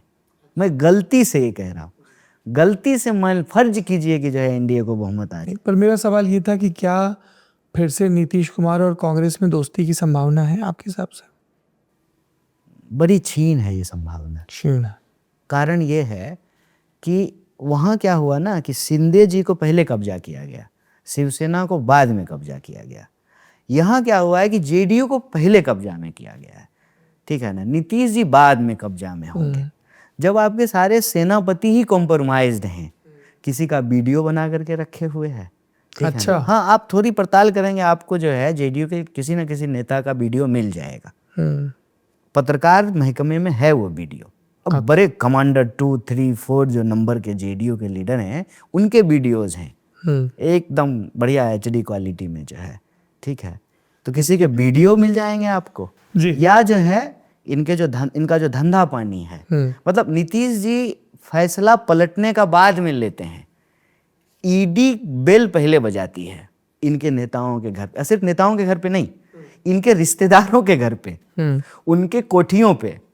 उसके बाद सब आकर के कहता है प्रभु चलिए उधर ही। तो अब नीतीश जी का मन भी करेगा तो पार्टी ही नहीं बचेगी। और ये बात मैं पूरी जिम्मेवारी से कह रहा हूँ, इसीलिए मैं बिहार की जनता को अपील करता हूँ। देखिए, मुलायम जी की लड़ाई और मायावती जी की लड़ाई अपनी जगह पे थी। सपा बसपा जो है दो पार्टी थी, तो आपस में लड़ती भी थी, लेकिन भाजपा को रोक के रखी थी। कितनी चालाकी से भाजपा ने जो है दोनों का बारी बारी से इस्तेमाल किया और दो की लड़ाई में जो है अपना मुख्यमंत्री बना लिया है। अब उत्तर प्रदेश की राजनीति बिहार की राजनीति से यहीं जुड़ जाती है। चीर काल तक तो जो है ऐसा तो है नहीं परिजात का फूल सूंघ लिए हैं मोदी जी, ऐसा तो है नहीं। तो चीर काल तक तो कहते हैं ना कि अवतार हैं तो नहीं, ईश्वर तो नहीं है। इसी हार मतलब इसी हड्डी और मांस के वो भी बने हैं, तो एक दिन उनको भी जो है अधोगति तो प्राप्त होगी, ठीक है। तो फिर ऐसा तो है नहीं कि कुर्सी खाली रहेगी। किसके लिए कौन रुकता है? समय चलता रहता है, प्रवाह है। दुनिया रुकी है, हमारे आपसे पहले भी दुनिया थी, हमारे आपके बाद ही दुनिया रहेगी। प्रधानमंत्री का भी पद रहेगा, तो प्रधानमंत्री के दावेदार भी होंगे। और आपको पता है कि जो है स्वाभाविक रूप से जो है, अब जब सिंपल बात है ना, कोई मुखिया बनता है, एमएलए बनना चाहता है, हर मुखिया एमएलए बनना चाहता है, हर एमएलए मंत्री बनना चाहता है, हर मंत्री मुख्यमंत्री और हर मुख्यमंत्री प्रधानमंत्री बनना चाहता है। आप किसी भी मुख्यमंत्री से पूछिए कि उसका सबसे बड़ा मलाल क्या है, कहा एक बार प्रधानमंत्री बन जाते। ये इच्छा रहती है, ये मनुष्य है, मनुष्य का मन ऐसा है, तो वो जो है प्रधानमंत्री बनना चाहेंगे। तो योगी जी दावेदार हैं और अमित शाह जो पूरा ये सिस्टम चला रहे हैं। आज मैं उनका भाषण सुन रहा था, तो बोले कि बताइए अपने बेटे बेटियों के बारे में सोचते हैं। हम बोला कि इस आदमी के पास इस लेवल की ऑडेसिटी, आप बेशर्मी भी कह सकते हैं, आती कहाँ से है?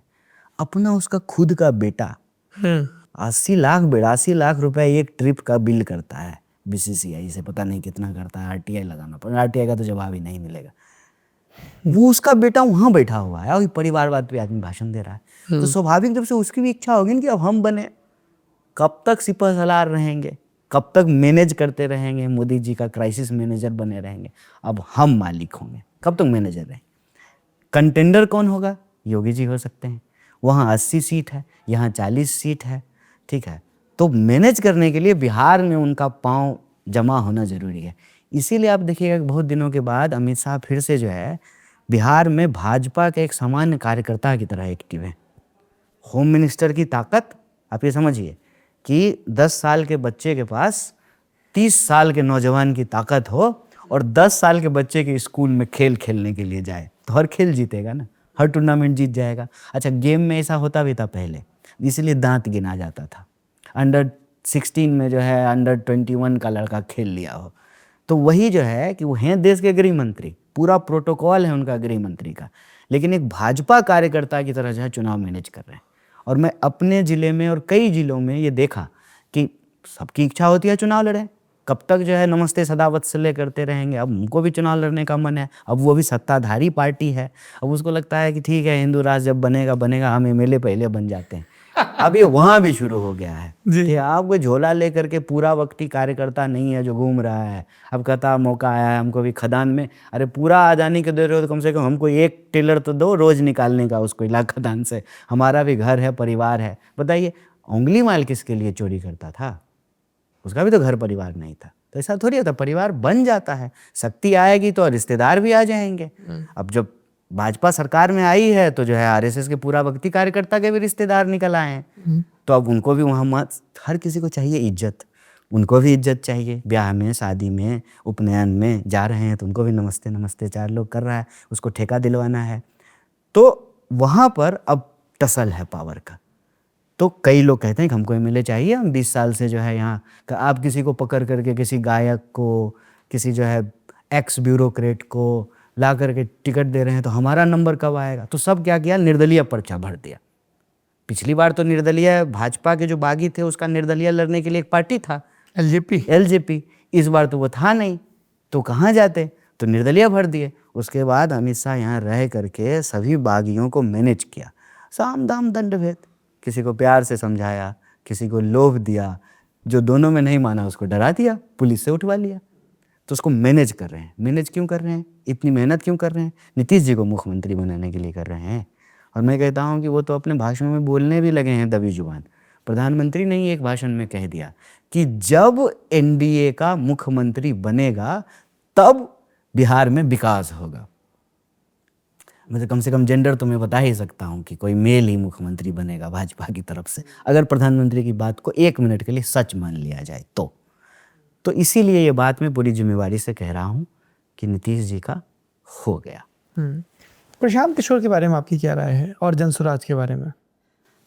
देखिए मेरी उनके बारे में कोई ख़राब राय तो नहीं है और कोई दुर्भावना भी नहीं है।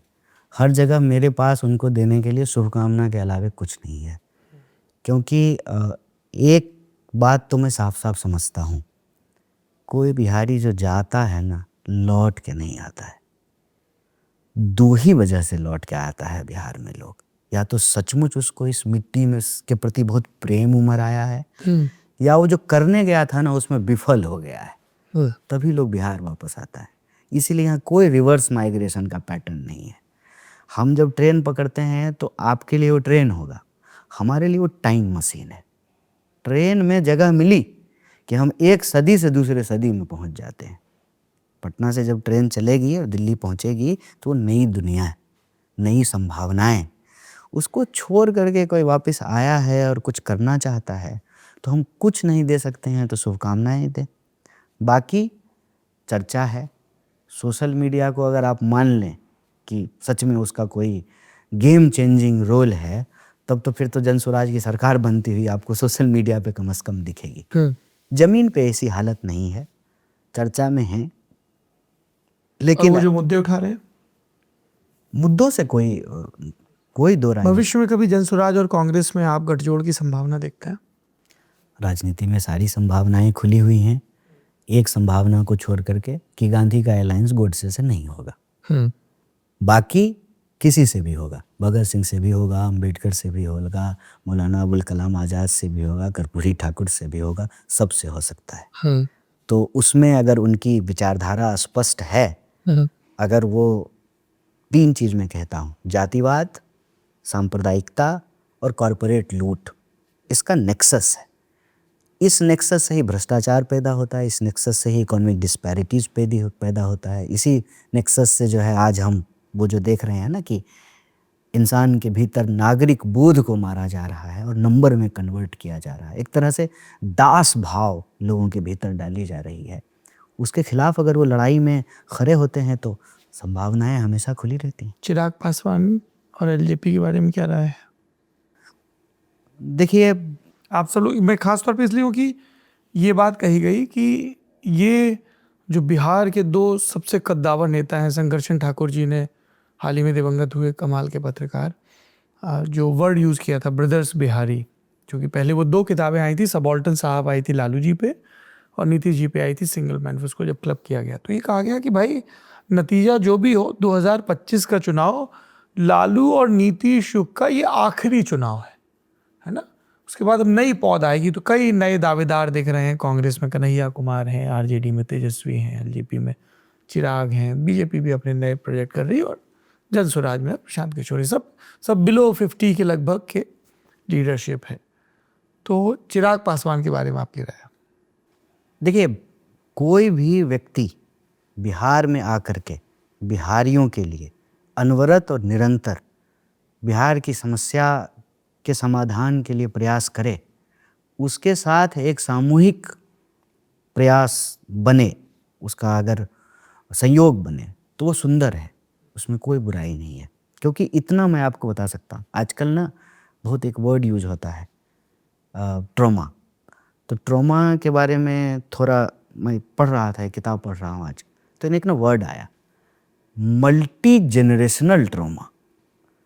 तो बिहार के लोगों के लिए ना गरीबी, पलायन, अशिक्षा, स्वास्थ्य की व्यवस्था, ये एक इंट्रेंस्ड प्रॉब्लम है। ये किसी को लगता है ना कि हम अकेले इसको ठीक करेंगे, ऐसा नहीं होगा।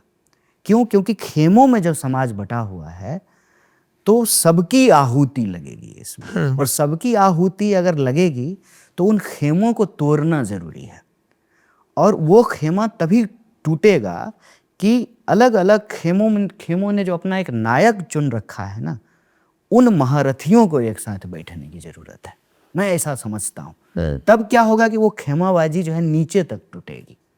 अगर हम चिराग जी के लिए अपशब्द बोलें या नेगेटिव बोलें, इसका हमको तुरंत भले कुछ लाभ मिल जाए, लॉन्ग टर्म में बिहार को कोई लाभ नहीं मिलेगा। और बिहार को कोई लाभ नहीं मिलेगा तो उससे मैं तो नहीं लाभान्वित हो पाऊंगा, अगर मेरी राजनीति पीपल्स पॉलिटिक्स है तो। वैसे ही तेजस्वी जी के लिए बोलें या प्रशांत किशोर जी के लिए भी बोलें, क्योंकि सहयोग सबका लगेगा।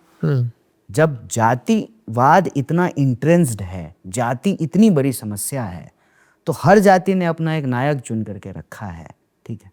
वो खेमेबाजी तो तभी टूटेगी ना जब सारे लोग अपने मतभेदों को भुला करके एक टेबल पे बैठ करके बिहार के विकास के लिए कुछ सामूहिक प्रयास करने की कोशिश करें। तो उसमें चिराग जी, प्रशांत किशोर जी, तेजस्वी जी या कोई भी व्यक्ति हो, उनको सत्ता में सहभागिता, सहयोग और परस्पर सम्मान, इसकी आवश्यकता पड़ेगी। तभी इस इंट्रेंस्ड प्रॉब्लम से और मल्टी जनरेशनल प्रॉब्लम से हम बिहार को आगे ले जा पाएंगे, निकाल पाएंगे। चुनाव नतीजे आने के बाद भी कन्हैया कुमार, हालांकि आपके पास नेशनल इंचार्ज है एनएसयूआई के आप इंचार्ज हैं, एनएसयूआई कांग्रेस का छात्र संगठन है, बिहार की राजनीति में सक्रियता नजर आएगी 14 नवंबर के बाद भी आपकी, और you will be back to Delhi and then again national political affairs. आपका अपना मन क्या है? संगठन जो जिम्मेदारी देगा वो तो करना ही पड़ेगा। प्राइमरली संगठन की जिम्मेवारी ही है, जो वो देती है करते हैं। एक बार एक पत्रकार ने कहा कि आपका क्या मन है, तो मतलब मेरा मन है बड़े बड़े किताब पढ़ना, दुनिया घूमना, अच्छा खाना खाना, नए नए दोस्त बनाना। जी।